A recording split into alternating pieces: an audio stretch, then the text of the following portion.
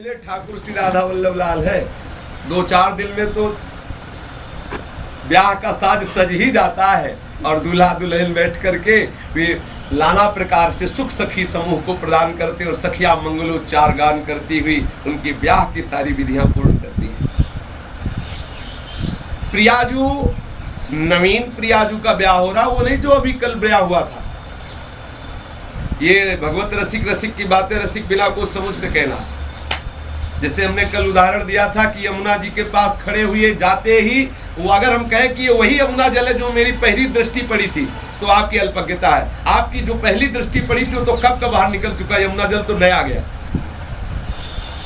जल का प्रवाह आपकी दृष्टि नहीं समझ पा रही, जल का प्रवाह जैसे चल रहा है, ऐसे रूप का प्रवाह, प्रियाजू का और लालजू का रूप का प्रवाह चल रहा, रूप का प्रवाह, रूप सागर का प्रवाह हो रहा है। जिन प्रियाजू को आप अभी देखा, उन प्रियाजू को आप 1 सेकंड बाद नहीं देख सकते, क्योंकि नवीन रूप की रति को प्राप्त होता है और एक आत्म स्वरूप की रति को प्राप्त होता है। कहा जाए तो फिर आत्मा और श्यामा श्याम में अंतर क्या है? तो सेवक जी ने कहा है, आत्मा हरिवंश प्रगट परमानंद श्री हरिवंश प्रमाण मनव। बोले हरिवंश ही तो आत्मा रूप से विराजमान है, तो ये हरिवंश क्या है? बोले श्री वृंदावन के मध्य में, समस्त सहचरियों के मंडल के मध्य में जो विराजमान श्री श्यामा श्याम है, यही हरिवंश है। हा हरि रा राधा वा वृंदावन सा सहचरी में। वृंदावन मंडल के अंदर सखियों के जूथ जूथ के मंडलाकार समूह के मध्य में दिव्य भाव रूपी सिंहासन पर प्रिया प्रीतम विराजमान, यही हरिवंश का स्वरूप है।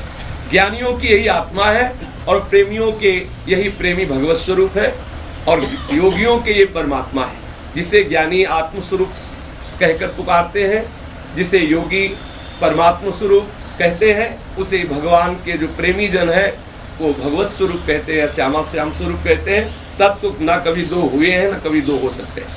कि त्रिकाल में हमें मानने के लिए तैयार नहीं है कि कोई और भी तत्व होता है। एक ही परम तत्व है, चाहे उसे ब्रह्म कहो, चाहे उसे राम कहो, चाहे उसे कृष्ण कहो, चाहे उसे शिव कहो, चाहे श्यामा श्याम को, जो भी कहो, एक ही परम तत्व है। आप जिस भाव से इसकी उपासना करते हैं, वो उस भाव से परम तत्व आपके सामने रूप धारण कर लेता है या निर्विशेष स्वरूप हो जाता है। आप जैसा चिंतन करते हैं, परमात्मा, भगवान और आत्मा, ये सब उनके ही संबोधन है। ये जो आपस में एक दूसरे की निंदा करते हैं, ना वो ज्ञानी है, ना वो योगी है, ना वो भक्त है, प्रपंची है। केवल प्रपंची है, चाहे वो साधु रूप में हो, चाहे वो गृहस्थ रूप में हो। जब एक ही तत्व है, फिर किसकी निंदा, किसकी स्तुति? अरे भगवत स्वरूपों की उपासना की तो बात जाने दो, किसी साधारण पुरुष पर भी वो अगर हे दृष्टि रखता है, तो ना वो ज्ञानी है, ना वो भक्त है और ना वो योगी है।